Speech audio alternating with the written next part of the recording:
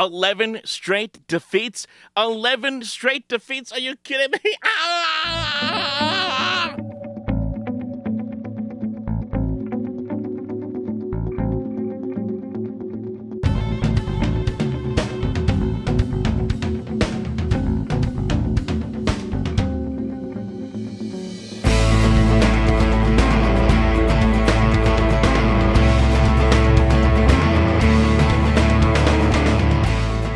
The New York Mets, 11 straight losses. 11 in a row.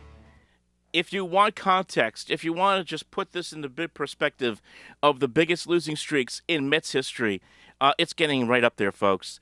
The 11 straight losses by the Mets are the most consecutive losses by this franchise since 2004. You would have to go back to August 28th through September 8th of 2004 is the last time this team lost in 11 in a row. Think about all the ineptitude this franchise has been through over the years. Some, collapses and, postseason choke jobs and all this other stuff that's going on with the franchise over the years. This level of ineptitude has not been seen for over a decade. David Stearns, and your New York Mets, come on down and join the party and get your reward as one of the worst Mets teams we have seen ever at this point. I mean, here's where we are, because now we're starting to talk about history. The longest losing streak in Mets history is 17 games, right? That was done in 1962. The next benchmark, of course, for the Mets right now is 12 in a row. Okay, they play Minnesota, who's been playing pretty good baseball of late, coming up this week, right?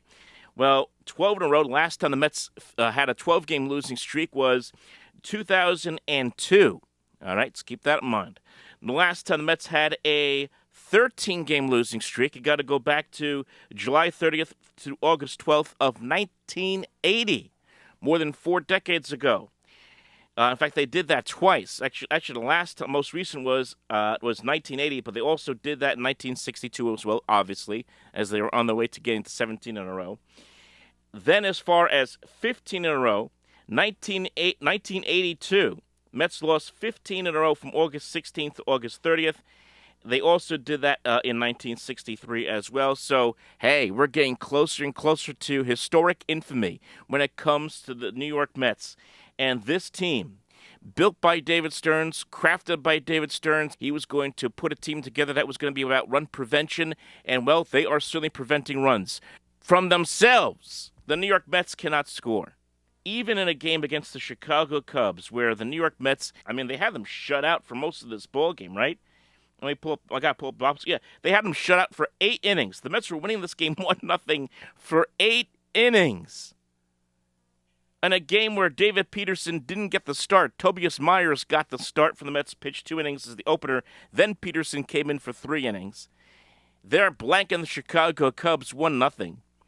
And the bullpen, the great bullpen of Devin Williams and Luke Weaver, neither of whom have had a good start to this season, can't hold the lead.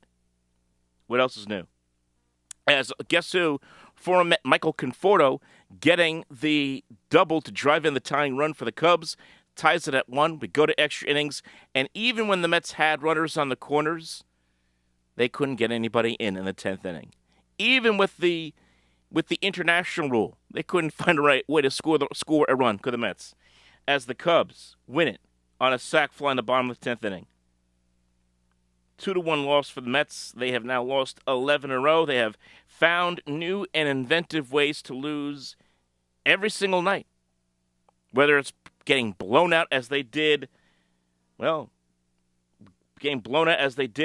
Friday afternoon against the Cubs, or the night before that against the LA Dodgers, or finding ways to lose like they did the last couple of days where they had a chance and couldn't capitalize. They had a 1-1 ball game in that game against Chicago on Saturday, and then you have it falling apart in the 7th inning with a 3-run bomb by the Cubs. And then today's game. 11 straight losses. 11 straight losses. Again, you can blame the manager all you want, and everyone's going to, I said this in my last video, everyone's going to get on Carlos Mendoza. You got to fire the manager. You got to move on from him. This isn't about Carlos Mendoza. Is he a great manager? I don't think so. Not really.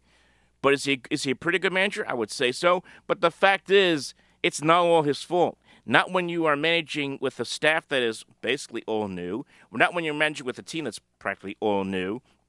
Pieces don't fit. They're not cohesing as a unit at all. That is on the president of baseball operations. That's on him. He built this team. He built a team that can't produce runs. He built a team that can't get outs in big spots. The Mets lost their closer, Edwin Diaz, in free agency to the Dodgers to replace him with Devin Williams, and Devin Williams' ERA is over 7. Luke Weaver, also coming from the Yankees. Major disappointment so far. ERA of 6.23 going into Sunday afternoon. He hasn't been good. Devin Williams, as I said, hasn't been good.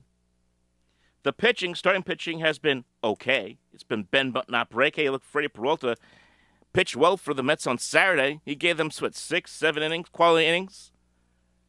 Couldn't get a win. He's 1-2. Couldn't get a win. And here's a game where, as I said, you didn't have David Peterson starting. He came in out of the bullpen, and they still couldn't get a win. Because they can't produce runs. Bo Bichette, I know he's leading the team in RBIs with 9. He's hitting .217. Francisco Lindor can't figure anything out. He's hitting .205. Marcus Semien hitting .234. Luis Robert now down to .257. He's probably your best hitter right now outside of Francisco Alvarez. Brett Beatty, an even .200. Carson Bench, who really should be sent back down. Nothing against him. It's not putting blame on him. Probably should be sent back down. They're putting a lot on this kid to play right field every day as a rookie.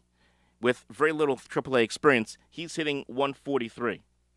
Jorge Polanco, total bust. They bring him in here as a free agent to replace Pete Alonso at first base. Of course, Polanco has an injury history, gets injured early in the season here in the first couple of weeks. Basically, it's a DH now. He's hitting what? 143. 143. Again, outside of Francisco Alvarez, who's hitting .268 with 4 home runs and 5 RBIs, nobody is hitting for the New York Mets this year. Nobody. They can't hit. Their fielding is suspect. They don't have any cohesion as a unit, as a team. Their pitching is up and down. Some nights the starting pitching's bad. Some nights the bullpen's bad. That's what happens when you're a bad baseball team. Everything that can go wrong goes wrong.